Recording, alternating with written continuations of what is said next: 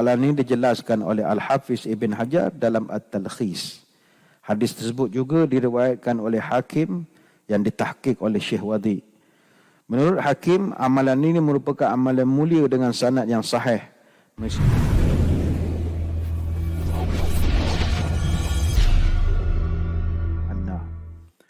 Yang dihormati para pegawai dan sukarelawan masjid, yang saya hormati rakan-rakan dari Pusat Kutipan Zakat, Majlis Agama Islam dan Daresam Melayu Pahang, seterusnya tuan-tuan guru, para alim ulama, para habaib, para puasawan, para pemburu Lailatul Qadar, para pentahajud, moga-moga dirahmati Allah sekalian. Alhamdulillah sekali lagi bertemu dalam minda imam besar yang dibawakan kepada kita oleh Pusat Kutipan Zakat, Majlis Agama Islam dan Daresam Melayu Pahang. Seperti yang kita dah pun maklum, untuk musim ini kita menggunakan kitab Al-Wasiyah bi Ba'di Sunnah Shibhil Mansiyah ataupun 100 sunnah Rasulullah SAW yang sering dilupakan. Alhamdulillah banyak bab dah kita pelajari dan banyak juga perkara-perkara baru yang kita dapat jumpa. Pada kesempatan minggu lalu, kita masih lagi di dalam bab yang ke-6, pelbagai sunnah yang berkaitan dengan solat-solat sunat. Ada 5 subtopik, kita dah terangkan subtopik yang kelima dan hari ini yang terakhir. Minggu lepas kita bahaskan tentang solat 2 rakaat ringan selepas daripada witir pada waktu tertentu. Jadi kita dah pun huraikan bahawa witir ini solat yang sangat dituntut kita lakukan. Wasiat Nabi kepada Ibn Abbas, "Salasun hunna alayya faraidu wa hunna lakum tatawwu'u al-watru wan-nahru wa salatu duha." 3 perkara yang wajib pada aku tapi sunat pada kamu. Pertama, sembahyang witir. Yang kedua, buat korban. Yang ketiga, sembahyang duha. Hadis riwayat Imam Ahmad. Begitu juga wasiat Nabi kepada Abu Hurairah, "Ausani khalili bi thalathin." Kekasihku Rasulullah berwasiat padaku 3 perkara. Siyami salasati ayyam min kulli syahrin. Pertama sekali adalah berpuasa 3 hari tiap-tiap bulan. Yang kedua, wa raka'atay ad-duha. Yang kedua, sembahyang duha. Yang ketiga, wa an autira qabla an anam. 3, mesti sembahyang witir sebelum tidur. Hadis riwayat Bukhari. Dan ada asar daripada Sayyidina Ali bin Abi Talib, "Innal witra laisa bi khatmin wala qasalatikumul maktubah, walakin Rasulullah sallallahu alaihi wasallam autara, thumma qala ya ahlal Quran autiru, fa innallaha witrun yuhibbul witra." Sesungguhnya solat witir tidak wajib ke atas kamu sebagaimana solat-solat fardu, tetapi Nabi sentiasa melakukan solat witir. Maka kata Nabi, "Ya Ahlul Quran, wahai pembaca pencinta Quran, orang yang suka dengan Quran, maka hendaklah kamu berwitir kerana sesungguhnya Allah itu ganjil dan dia suka kepada keganjilan." Hadis riwayat Imam At-Tirmizi. Jadi, witirlah. Dan kita hari ini, malam ni masuk malam ke-19, teruskanlah solat bersama dengan imam hinggalah rakaat witir yang terakhir, besar pahala ini. Baik, minggu ini kita akan bahaskan tentang tajuk solat 2 rakaat apabila pulang daripada solat hari raya, muka surat 120. Kita tengokkan hadisnya. Bismillahirrahmanirrahim. Daripada Abu Sa'id Al-Khudri radhiyallahu anhu katanya, "Kana Rasulullah sallallahu alaihi wasallam la yusalli qabla al-'Eid syai'a, fa idza raja'a ila manzilihi shalla rak'ataini." Rasul SAW sama sekali tidak mendirikan solat sebelum sembahyang raya. Namun jika baginda telah pulang ke rumah, baginda solat 2 rakaat. Beberapa hadis yang menafikan solat sunat setelah solat air raya adalah dalam keadaan solat air raya yang berlaku di lapangan. Persoalan ini dijelaskan oleh Al-Hafiz Ibn Hajar dalam At-Talkhis. Hadis tersebut juga diriwayatkan oleh Hakim yang ditahqiq oleh Syekh Wadi. Menurut Hakim, amalan ini merupakan amalan mulia dengan sanad yang sahih. Meskipun Bukhari Muslim tidak meriwayatkannya, hadis ini dihasankan oleh Al-Hafiz dalam Fathul Bari dan dalam Bulughul Maram terbitan Az-Zuhairi. Apa maknanya? Kita kena bincang benda ni daripada sudut Syawal itu sendiri. Pertama, kita syukur kehadirat ilahi, ni hari yang ke-18, nanti malam hari 19, Syawal kini semakin terhitung. Akankah kita mendapat untung? Harapan indah selalu digantung, berharapkan amal sebesar gunung. Inilah penghujung bulan yang suci, habislah marah, hilanglah benci. Jangan kotori dengan mencaci, supaya tak murka Allah yang suci. Raya ni, asal-usul raya ni, macam mana sejarah hari raya ni? Kata Anas bin Malik radhiyallahu anhu, qadima Rasulullah sallallahu alaihi wasallam Madinah walahum yaumani yal'abuna fihima. Kata Anas bin Malik, Nabi ketika dia datang ke Madinah, dia tengok orang Madinah ada 2 perayaan yang mereka dah sedia ada sambut. Maka Nabi pelik, Nabi bertanya, ma hadzani yaumani? Hari apa ni yang awak berpesta, bersuka-suka sangat ni?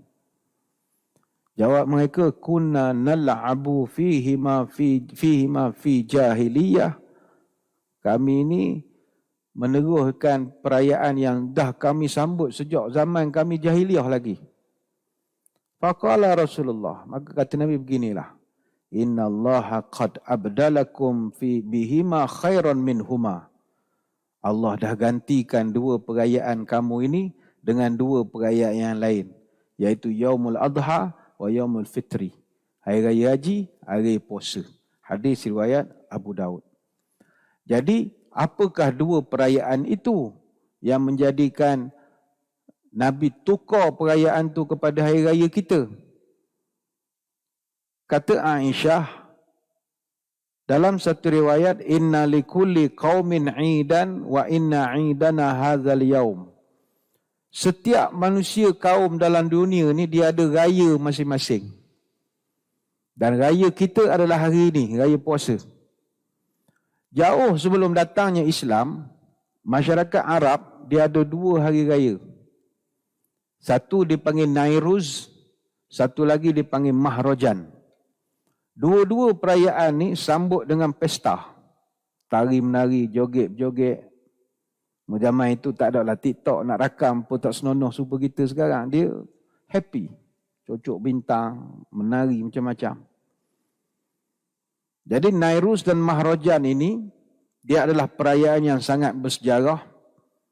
Yang mana Nairuz dan Mahrajan dia asal daripada zaman Parsi kuno lagi.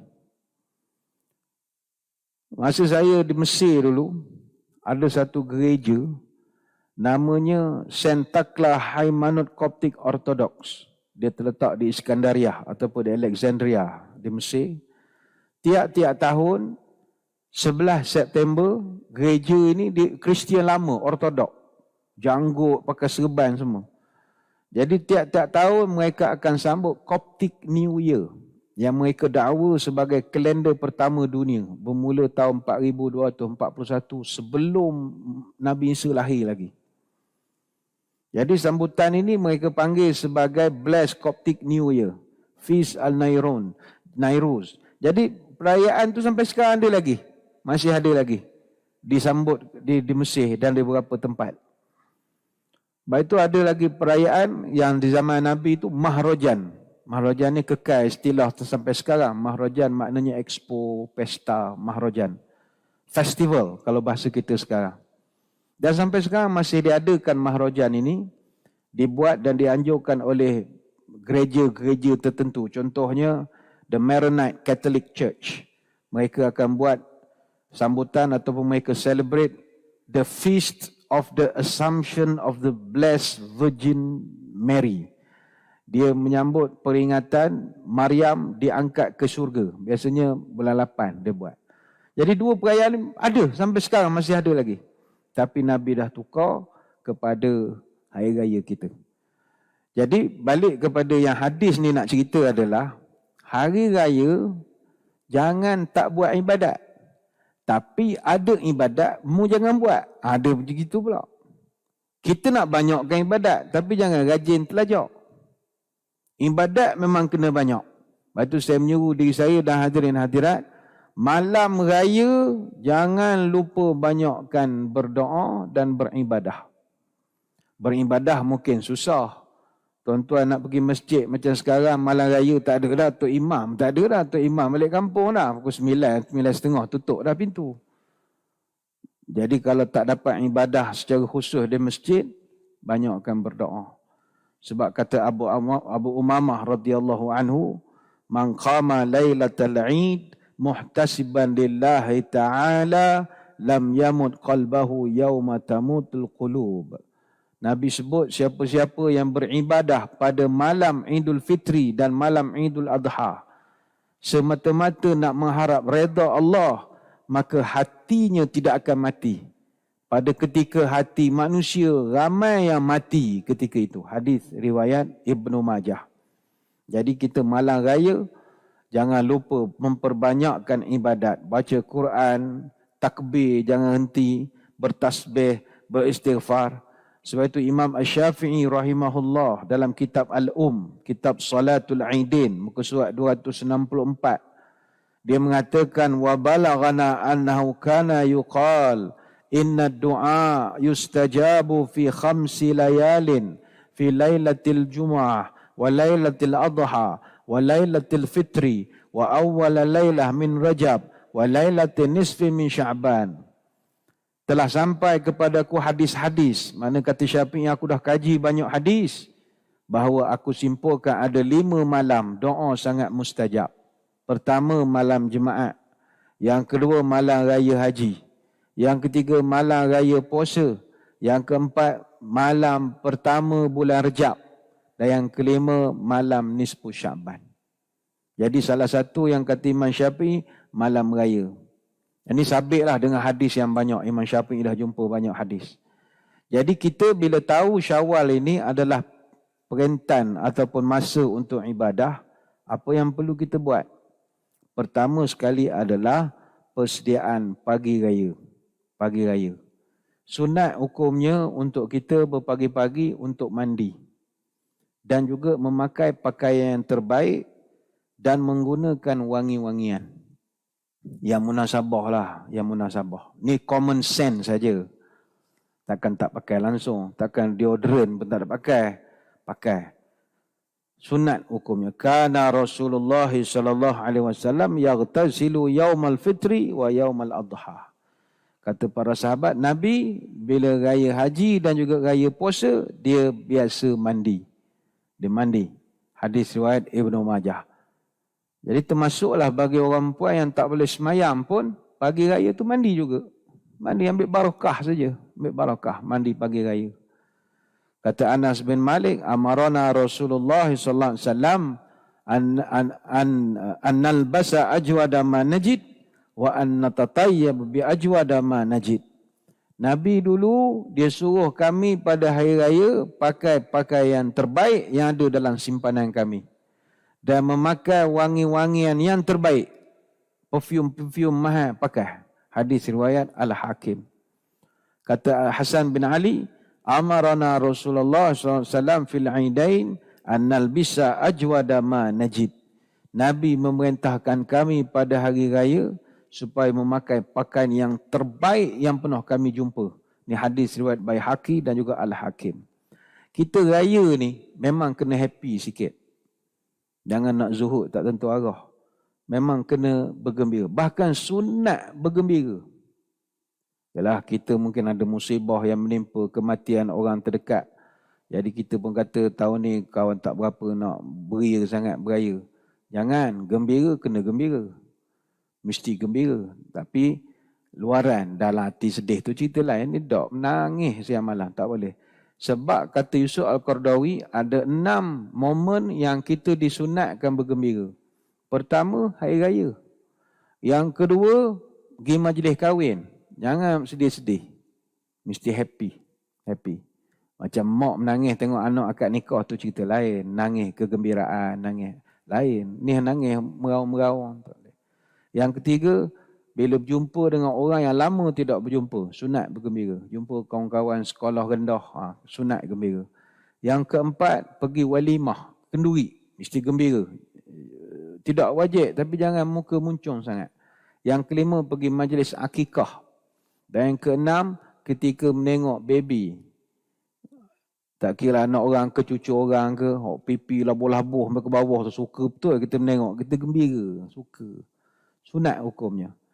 Itu sebab bila kata ulama, bila Nabi suruh pakai comel, pakai wangi-wangi, maka di situ ada unsur kegembiraan.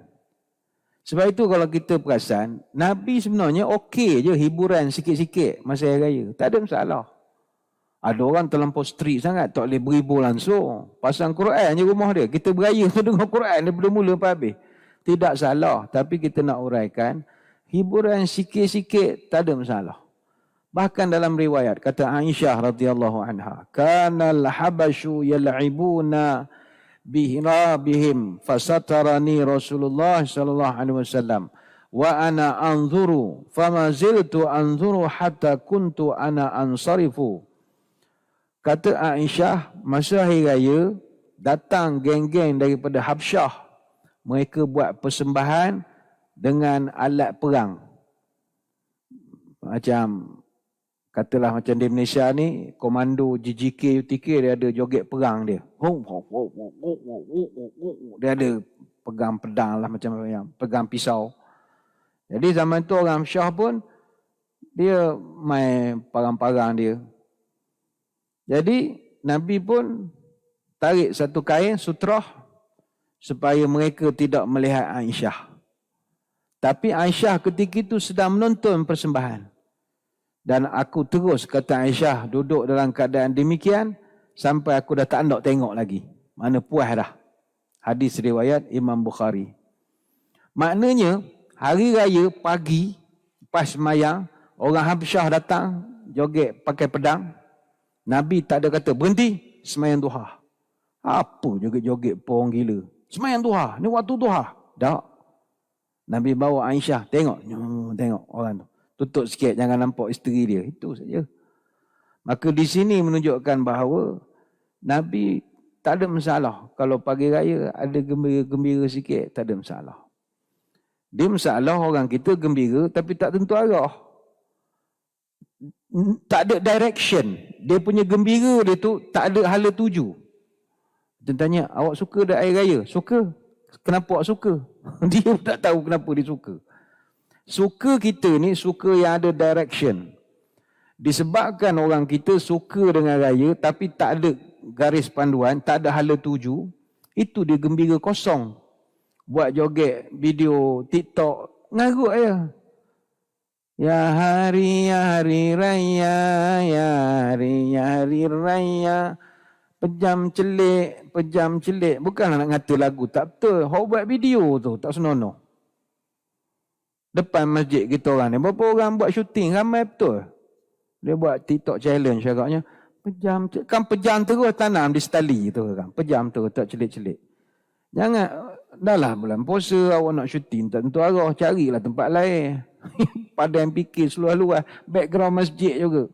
Gini, pejam celik. Kau awak lah jantan, malas nak marah. Gembira, tak ada direction.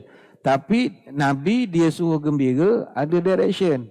Sebab itu, kalau kita rujuk sejarah Idul Fitri, Nabi letakkan garis sempadan antara happy dengan semangat ketuhanan. Ada border. Kalau kita tengok, Idul Fitri pertama kali dirayakan selepas Perang Badar, 17 Ramadan tahun kedua Hijrah. Maka Allah nak berikan falsafah kehambaan di sebalik sambutan raya kita. Sebab itu kata Umar bin Abdul Aziz, laisal 'idu liman labisal jadid, innamal 'id liman khafa yaumal wa'id. Raya ini bukan sekadar engkau berpakaian baru, tetapi adalah orang yang takut pada hari pembalasan. Raya ini bukan sekadar kita gembira, huha-huha, laisal 'id liman tazayyana bizatid dunya, innamal 'id liman tazawwada bizadit taqwa. Orang yang happy berhari raya ni dua golongan je. Pertama, orang yang ketaatannya bertambah pada tahun ini, dia gembiralah. Contoh, tahun lepas Ramadan, tak ada khatam. Pandemik lah macam-macam, serabut-serabut, tak ada mengaji. Tahun ni Alhamdulillah Ustaz, 20 Ramadan saya khatam dah. Jadi dia ni layak gembira Idul Fitri. Sebab dia berjaya ada pencapaian masa Ramadan. Baru layak bergembira. Dan yang kedua yang layak bergembira untuk orang yang dapat keampunan Allah.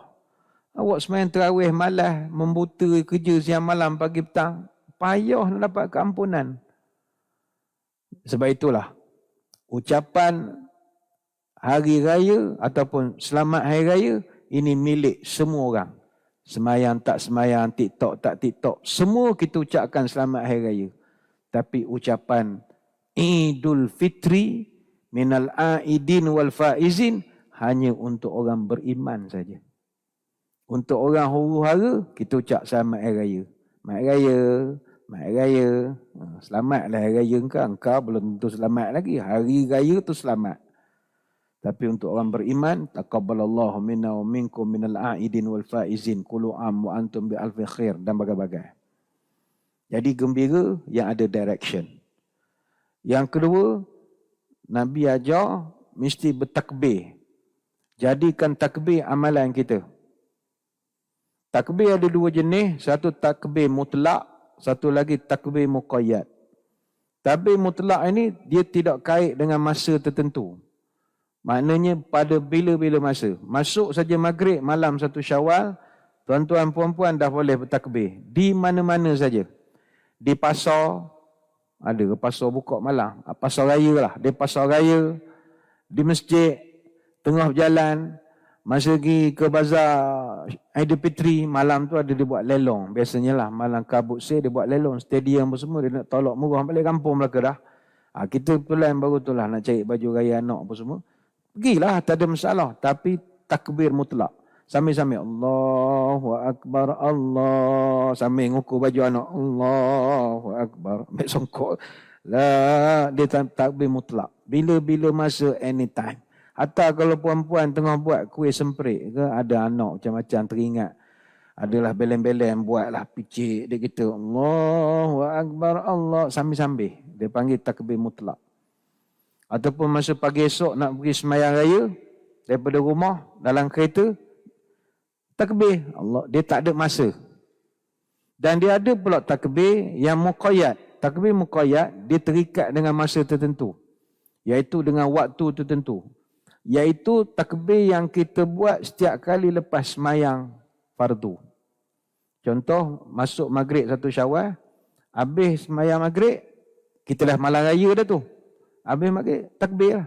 Allahu Akbar, Allah. Buat maghrib. Kan sembahyang isyak pula. Lepas isyak, takbir lagi. Mana dah tak ada dah. Fadlam minallah wa ni'mah wa maghfiratan. Tak ada. Panjang umur tahun depan pula jumpa. Kalau panjang umur. Tak ada dah. Subhanalakil ma'bud. Subhanalakil ma'bud. Mula sedih. Awak tayang kita awih, awak tak baca. Orang dah nak habis, sibuk. Orang dah takbir, Allahu Akbar, Allah. Jadi, lepas isyak, kita baca. Kemudian esok lepas subuh, baca lagi. Itu dapatlah fadilat tertentu. Jadi, bertakbir, kata Nabi. Mu mesti buat takbir. Sama ada mutlak atau muqayyad. Yang ketiga, semua orang Islam, termasuk orang perempuan yang tak boleh sembahyang, dianjurkan untuk pergi mendengar khutbah. Dianjurkan. Walaupun tak boleh sembahyang. Datang, dengar saja khutbah. Tapi sekarang ni zaman orang dah ada radio, dengar kat radio ya. Dengar khutbah Masjid Negara, TV1. Sambil-sambil betul ke sofa, lompat dia anak cucu tu betul tu pasang khutbah. Boleh, dianjurkan. Kata Aisyah, amarana Rasulullah sallallahu alaihi wasallam an nukhrija fi 'idainil awatiqa wal huyuda وَلِيَشْهَدْنَا الْخَيْرَ وَدَعْوَةَ الْمُسْلِمِينَ وَتَعْتَزِلُ الْحُيَّضَ الْمُصَلِّ. Nabi memerintahkan kami orang perempuan pergi sekali sembahyang raya, sekali dengan orang perempuan yang budak-budak, termasuklah orang perempuan yang tak boleh sembahyang, untuk menyaksikan kebaikan dan mendengar khutbah. Tetapi kata Aisyah, wa ta'tazil huyud al-musallah. Tapi dia tak bagi masuk ke tempat semayang. Mana duduk, mana kat buayan, mana-mana dengar khutbah. Contohlah tu contoh. Itu yang ketiga. Yang keempat, dianjurkan untuk kita pergi semayang jalan lain, balik jalan lain. Pergi jalan lain, balik jalan lain. Kata Abu Hurairah, kana Rasulullah sallallahu alaihi wasallam idza kharaja ila al-aidain yarjih fi ghairi tariq alladhi kharaja fihi. Nabi kalau keluar ke satu tempat untuk sembahyang raya, dia akan balik ambil jalan lain. Mana contoh, tuan-tuan puan-puan dari Peramu dah niat nak sembahyang di masjid negeri misalnya, saja bawa anak-anak bergambar pun lawa. Jadi kita sembahyang masjid negeri lah. Baju pula sama warna dengan kubah masjid negeri. Maulah kita sembahyang satu family. Okeylah. Menantu bawa kereta dia, kita bawa kereta kita. Kita duduk Peramu, ala pergi masjid negeri, ikut jambatan lama. Jambatan Tanjung Lumpur. Habis sembahyang, ikut jambatan baru. Dapat pahala. Sambil-sambil nunjuk ke menantu jambatan Kuantan Lawa baru, Tanah Putih baru. Di Tanah Putih tu, dapat pahala kerana pergi jalan lain, balik jalan lain. Tapi jalan balik tu biarlah yang munasabah. Takkan daripada Peramu datang ikut jambatan Tanjung Lumpur, balik ikut Segamat, keluar ikut Paluh Inai, tu tak cerdik namanya. Raya ketiga baru sampai rumah. Yang munasabah lah balik tu. Tapi sebenarnya, semayang raya yang terbaik adalah kita pergi jalan kaki.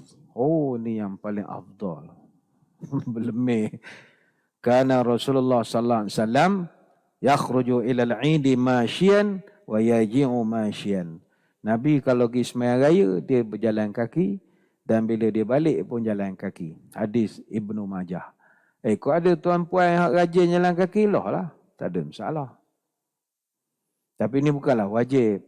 Macam juga pergi haji, afdalnya jalan kaki. Ada orang buat betul, jalan kaki. Tapi yalah, anak abang tak cerdik kan marah. Kan ada kapal terbang, naiklah kapal terbang. Tapi dia ikut zahir hadis, kata suruh berjalan. Aku berjalannya dia apa? Kalau duduk Peramu, jalan ke masjid Peramu, tu munasabah lah jalan. Tu yang keempat. Dan elok semayang itu, biarlah di kawasan lapang. Itu yang terbaik. Yang kelima, Nabi pesan, hari raya ni, mu kena muliakan dengan semayang raya. Muliakan dengan semayang raya. Semayang raya ni biasa ustaz-ustaz tak payah kempen. Biasa orang akan datang semayang raya. Sebab suka semayang raya. Orang sampai buat kelakar. Semayang raya ni orang tak semayang pun pergi. Manakala kita tak pergi tanpa sebab munasabah, memang teruk betul lah. Dia semayang raya ni adalah semayang 2 rakaat dengan 7 kali takbir, yang mana selepas takbiratul ihram pada rakaat pertama dan 5 kali takbir pada rakaat yang kedua. Sebagaimana kata Aisyah, anna Rasulullah SAW kana yukabbiru fil aidain 7 wa 5 qabla al-qira'ah. Nabi semasa semayang hari raya, dia takbir 7 dan takbir 5 sebelum dia membaca Fatihah dan membaca surah. Ini hadis riwayat Imam Ahmad. Dan solat raya ini mustahab. Bagi kita tidaklah sampai peringkat wajib. Tetapi ada sesetengah mazhab meletakkan ianya wajib. Sesetengah mazhab. Maknanya nak menunjukkan semayang itu mustahab. Kata Syekh Abdul Rahman Al-Juzairi, dalam mazhab Hambali, hukumnya fardu kifayah bagi mereka yang telah wajib untuk semayang Jumaat. Dalam mazhab Hanafi, solat raya hukumnya fardu ain bagi mereka yang telah wajib semayang Jumaat. Dan siapa yang tak pergi semayang raya dalam mazhab Hanafi, dosa. Berdosa. Kita tidaklah begitu. Jadi semayang raya. Itu yang kelima. Yang keenam, solat di kawasan lapang. Sekiranya memungkinkan. Kita di Malaysia ni ada kawasan lapang. Kuantan ni pun ada kawasan lapang. Tapi kawasan lapang kita orang buat tempat buka puasa je. Dia jarang nak buat tempat semayang. Mungkin tak nak risiko hujan. Sebab kita ni, pantai timur ni hujan tak boleh nak jangka. Main dengan Kuantan sehari 2 ni payah betul lah. Jemur baju ni kan panas, hujan pula petang. Kan time tak jemur, time tu lah panasnya, kita unpredictable cuaca. Jadi tak nak sakit kepala, semayang kat masjid sajalah. Tapi kalau masa saya mengaji di Mesir dulu, memang kalau semayang raya di stadium, seronok. Semayang di stadium. Tapi stadium Darul Makmur tak boleh buat semayang. Parking payah, penuh orang berniaga. Saya tak ada yang kita nak semayang, habis dah rakaat. Dia Mesir semayang di stadium, di Astad. Seronok. Dan ingat, semayang raya ini disyariatkan dibuat secara berjemaah. Dan tempat yang afdal adalah di tanah lapang, kecuali kita khawatir ada keuzuran sebagai contoh hujan. Kalau tuan-tuan puan-puan perhatikan, Nabi SAW pun semayang raya di tanah lapang. Walhal semayang di Masjid Nabawi, pahalanya 1000 kali ganda. Tapi Nabi tetap semayang di tanah lapang. Sebagai nak menunjukkan keutamaan semayang di kawasan yang lapang. Jadi kalau tuan-tuan tak ada kawasan lapang di Kuantan, datanglah semayang Masjid Negeri. Masjid Negeri lapang, tengok lapangnya. 2 ekar ni, lapang. Datang Masjid Negeri lah semayang, tak pergilah masjid lain. Datang sini. Dapat pahala semayang tempat lapang. Masjid kami ni aircon je tak ada. Kalau ada ni orang tidur sini ni. Mestilah cari duit sikit pasal aircon. Payah. Dia struktur dia Moorish style. Payah nak letak sebarang-sebarang. Asal berekon ramai orang. Tapi datang cari tempat yang luas semayangnya. Baik itu dalam hadis kata Abu Sa'id Al-Khudri, kana Rasulullah sallallahu alaihi wasallam yakhruju yaumal fitri wal adha ilal musalla. Nabi memang kalau semayang hari raya dia akan pergi ke tempat lapang, tempat yang luas. Kata Imam An-Nawawi, hadis ini menjadi dalil bahawa solat air raya di tanah lapang adalah lebih utama berbanding semayang di masjid. Itu yang ada geng-geng. Dia datang semayang raya lambat. Semayang luar belaka. Berdiri atas selipar. Tikar pun tak ada. Sejadah tak bawa. Tanya ngapa datang lambat dah kena semayang belakang. Kami ikut sunnah. Semayang di lapangan. Padahal dia datang lambat. Tapi boleh diterima jugalah. Dia tahulah Nabi itu semayang di lapangan. Kecuali kata ulama penduduk Mekah. Dia dapat pengecualian. Sebab dia memang Masjidil Haram tu pun dia macam tanah lapang juga. Dia tidak tertutup macam kita. Jadi dia sama saja macam semayang di tanah lapang. Kata Syed Sabiq dalam fiqh sunnah, Nabi SAW selalu mengerjakan semayang raya di lapangan. Kecuali sekali saja seumur hidup Nabi semayang hari raya di Masjid Nabawi. Itu pun sebab hujan. Kalau tak, Nabi akan semayang di lapangan. Dalam fiqh manhaji mazhab Syafi'i, tempat solat raya terbaik adalah tempat yang boleh menampung ramai jemaah. Jika daya tampungannya sama, maknanya padang dengan masjid sama boleh ramai, maka masjid lebih utama daripada lapangan. Sebab semayang di masjid, dia dapat 2 pahala. Pahala semayang dan pahala iktikaf. Tapi setakat ni kalau padang MPK memang luas. Tak ada masjid yang boleh tampung kapasiti sebagaimana di padang MPK. Jadi tetap padang lebih besar daripada masjid lah. Kecuali masjid yang kita nak buat akan datang. Masjid Bandaraya. Oh, itu besar betul. Ini tak boleh cerita lah, biar rahsia dulu. Masjid besar betul. Kalau ceritakan hilang pula jemaah sini, dia pakai ke Masjid Bandaraya belakang. Habis jemaah aku tak ada belakang esok. Tak payah cerita lah. Semayang sini sudah. Dan sunat semayang raya itu dilambatkan sedikit. Bagi memberi peluang kepada jemaah yang nak bayar zakat. Imam bila jangan lorat sangat. 7.30 nak semayang raya dah. Sabarlah dulu. Ikut waktu yang ditetapkan oleh Jabatan Mufti. Supaya ada lagi ruang. Kadang bukan orang tu jenis nak bayar zakat lambat. Tidak. Mungkin menantu kita benda daripada luar. Kuala Lumpur apa. Bawa balik malam raya.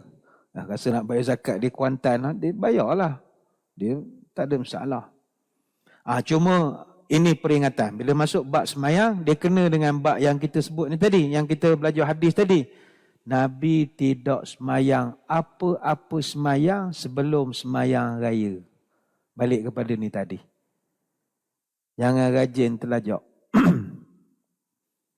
Dalam hadis daripada Ibnu Abbas, anna Rasulullah sallallahu alaihi wasallam kharaja yaum adha aw fitri fa shalla rak'ataini lam yusalli qablaha wala ba'daha. Ni hadis akhrajahu sab'ah.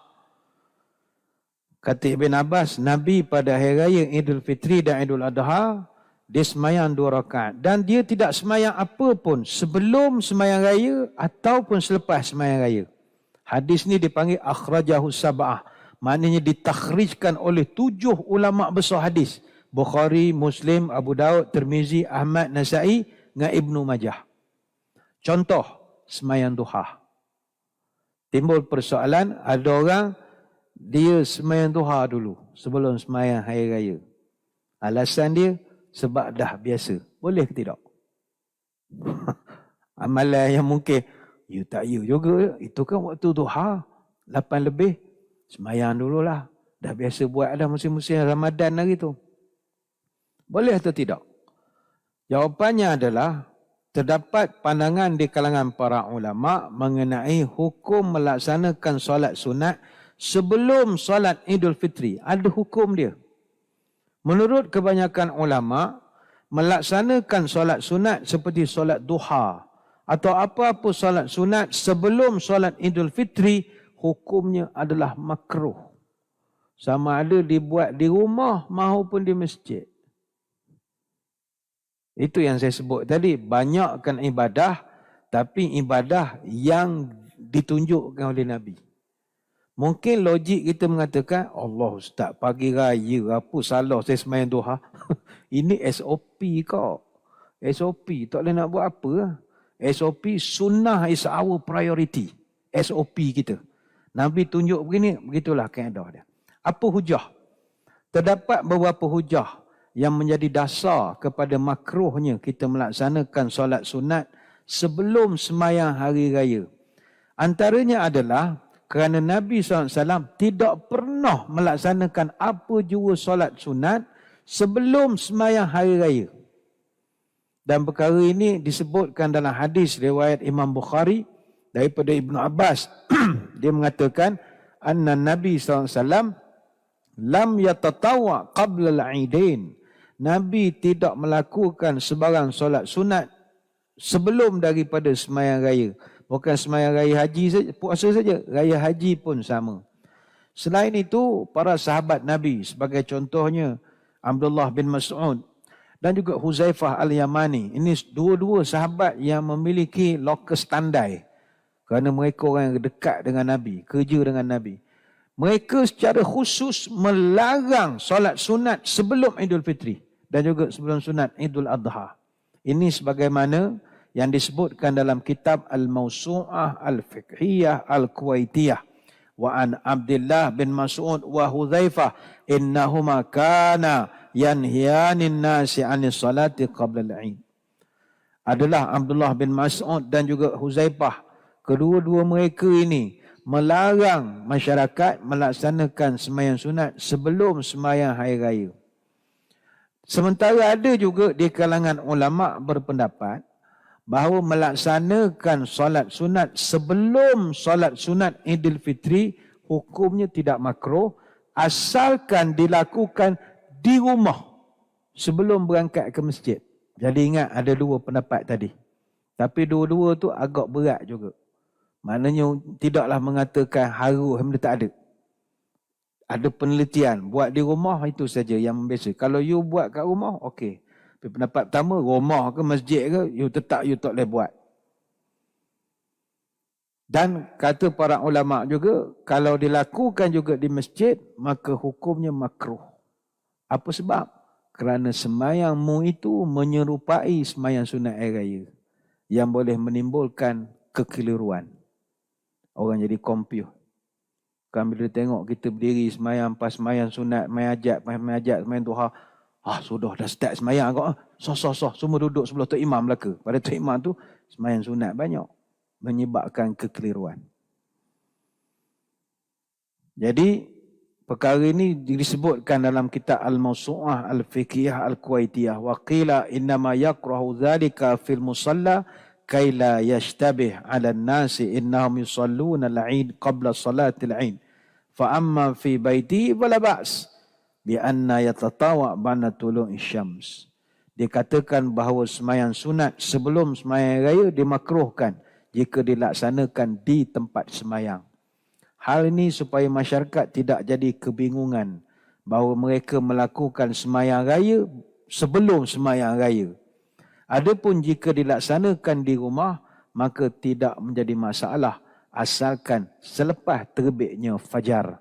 Jadi kalau tuan-tuan perempuan nak pergi sembahyang raya, nak juga buat sembahyang duha, buat di rumah siap-siap. Mana sebelum pergi sembahyang sunat. Mungkin ada pula akan kata, ustaz, orang nak dapat pahala sembahyang di masjid, suruh sembahyang di rumah. Ingat tak hadis Nabi pesan, sembahyang sunat afdal buat di mana? Di rumah. Sembahyang sunat itu tempatnya di rumah. Masjid ni sembahyang fardu saja. Cuma peringatan.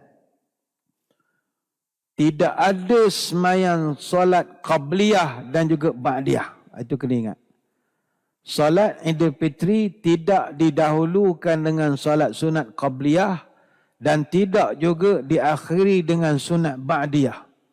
Maknanya jangan buat kelakar, habis sembahyang raya, bangun sembahyang sunat ba'diyah.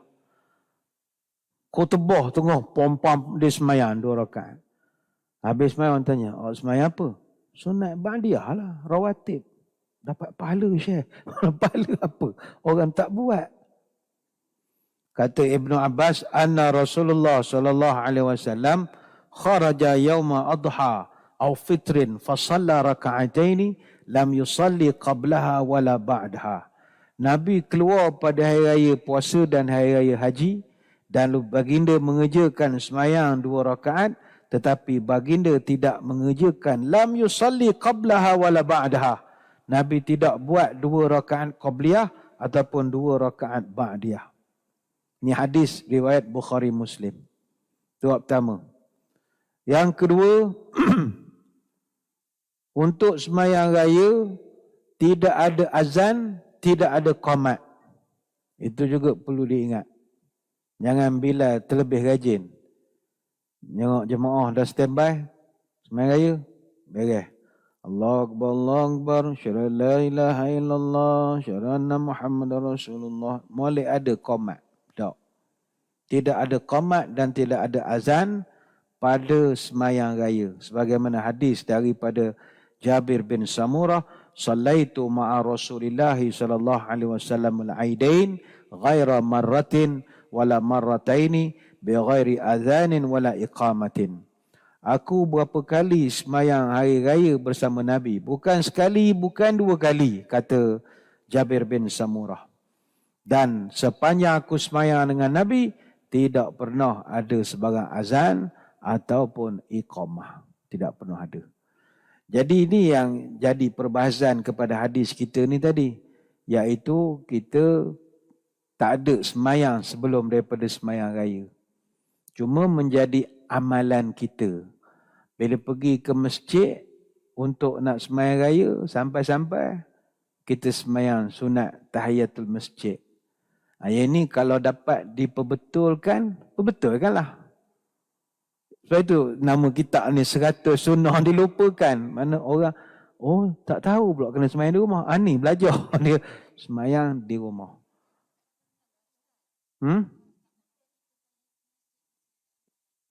Di rumah lah. Apa ni? Sembahyang duha, tahiyat masjid tidak ada. Tahiyat masjid tidak ada. Ini ada perbahasan. Ingatkan sembahyang duha tadi. Tahiyat masjid, Nabi ada perbahasan ulama. Kenapa Nabi tak sembahyang sunat sebelum sembahyang hari raya? Sebab Nabi sembahyang di luar. Tak ada masjid. Jadi kita khilaf. Sebab kita sembahyang di masjid, tetap ada tahiyat masjid. Yang tadi sembahyang duha, silap. Dah mikir raya dah jadi lupa lah. Sembahyang duha. Ada orang, dia masuk masjid, dia sembahyang tahiyat. Bagus. Kemudian dia kata ada masa lagi, sembahyang duha. Duha sembahyang di rumah. Tapi masjid tetap kena respect. Kalau orang tanya kenapa Nabi tak sembahyang sunat, tahiyat masjid dan sebagainya semua sembahyang, sebab Nabi sembahyang di padang. Padang tak ada tempat nak sembahyang lah. Tak ada tahiyat untuk padang. Jadi jelas. Jadi untuk raya esok, kalau puan-puan tuan-tuan sembahyang di masjid, sembahyang tahiyat masjid macam biasa. Duha buat di rumah. Balik sembahyang raya pun boleh buat sembahyang duha lagi. Tapi kalau takdir, JKK, Seri Damai, Jaya Gading, cadang kita buat tengah padang, sembahyanglah tengah padang ramai-ramai. Tak ada dah tahiyat masjid. Dia pakai basic begitu saja. Benarnya tentang hari raya ini, banyak sunnah-sunnah Nabi yang kita kena ikut, baru dia jadi pahala lebih. Tapi dia bertitik asal daripada hak mula tadi, mesti bermula dengan kegembiraan. Itu paling basic sekali. Sebab apa kita gembira? Kita gembira kerana berjaya mengharungi Ramadan 30 hari dengan melakukan ibadat sesempurna seadanya. Tak adalah perfect sangat. Jadi masuk 1 Syawal, kita happy. Buatlah apa amalan Nabi ajar tadi sebagai manifestasi kegembiraan. Kita mandi sunat, pakai baju comel, pakai wangi-wangi. Mana boleh ke masjid, pergi ke masjid. Kalau tak keluar ramai-ramai, dengar khutbah hari raya. Kemudian kalau yang ikut sunnah tadi, sembahyang duha di rumah. Sampai ke masjid, kalau di masjid, sembahyang tahiyat masjid. Lepas tu sembahyang raya. Lepas habis sembahyang raya, jangan buat ba'diyah atau qabliyah atau ba'diyah pula lepas sembahyang raya. Mendengar khutbah. Kemudian masuklah juga beberapa sunnah-sunnah yang kita dah sedia maklum. Contoh, menjamuh makanan sebelum pergi sembahyang. Itu yang basic yang biasa kita lakukan. Moga-moga dengan kita buat segala sunnah-sunnah ini, dapatlah pahala lebih. Saya ingat tentang hari raya ni tak banyak kita nak terangkan. Walaupun kita boleh nak masuk pada bab yang 7. Tapi saya ingat bab yang ke-7 ni kita bahaskan pada kesempatan akan datang. Kerana dia adalah tajuk yang spesifik. Iaitu selepas kita belajar tentang sunnah-sunnah Nabi dalam sembahyang sunat, kita akan tengok pula sunnah-sunnah Nabi yang berkaitan musafir. Bagaimanakah cara Nabi bermusafir, amalan-amalan ketika bermusafir. Yang saya percaya benda itu dah terlepas pandang kita nak lakukan. Jadi saya kira sekadar itu saja untuk makluman. Minggu depan 27 hari bulan April, hari Rabu, tak ada kelas. Kerana saya ingat jemaah kita pun ramai dah mohon untuk tidak hadir kerana masalah ialah maksud nak raya dan sebagainya. Jadi kita bila minggu depan 27 hari bulan tak ada kelas, maknanya terus sampai lepas raya ialah. Sebab minggu next je 4 Mei. 4 Mei tu raya kedua, takkan ada kelas juga. Jadi lepas raya 6 lah kita jumpa. Senang cerita dah lemah selesai kurus semula baru jumpa balik. Kan saya buat war-war lepas raya 2, raya ketiga, tak payah, tak ada orang datang kan. Saya puasa ni Ustaz, tunggu raya lah. Tunggu raya 6. Jadi saya kira sekadar itulah dulu. Bagi pihak Masjid Negeri Setamat 1, kita mengucapkan banyak terima kasih kepada seluruh jemaah yang tidak jemu-jemu memberi sokongan kepada aktiviti yang dilaksanakan di Masjid Negeri. InsyaAllah kalau ada ruang-ruang kosong, kita akan dapatkan juga penceramah-penceramah yang bagus untuk mengisi slot di masjid kita ini. Jadi saya kira sekadar itu, kami mengucapkan selamat menyambut Hari Raya Aidilfitri kepada seluruh muslimin muslimat. Dan ucapan kita sesama kita orang beriman ni adalah taqabbalallah minna wa minkum minal aidin wal faizin kullu amin wa antum bi alfi khair. Itu doa sama kita. Tapi orang hak jenis huru-hara dia ucap selamat raya gitu sajalah. Hari raya je selamat, dia tak selamat. Jadi kita tutup dengan doa moga-moga majlis diberkati ilahi. A'udzubillahi minasyaitonirrajim. Bismillahirrahmanirrahim. Allahumma salli wa sallim ala sayyidina Muhammadin salatan tukhrijuna biha min zulumatil wahmi.